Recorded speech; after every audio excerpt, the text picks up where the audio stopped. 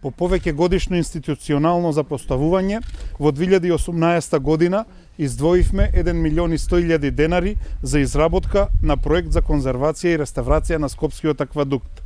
За оваа наша уникатна знаменитост ќе издвоиме и повеќе за да спречиме таа да пропаѓа и да го заживееме овој прекрасен дел од градот. Први за конзервација се најзагрозените делови на аквадуктот, а понатамошната реконструкција ќе се одвива стручно и внимателно во неколку фази.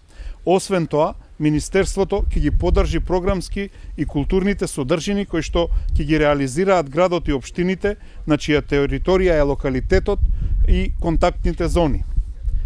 Последни посериозни инвестиции во геотехничките и геофизичките истражувања, сондирање и анализи на аквадуктот се реализирани пред неколку години, најчесто со меѓународни донации, додека нашите институции беа прилично пасивни и речиси го игнорираа овој атрактивен локалитет, кој наместо да го оствари својот културен, туристички, рекреативен и еколошки потенцијал, беше претворен во една голема депонија.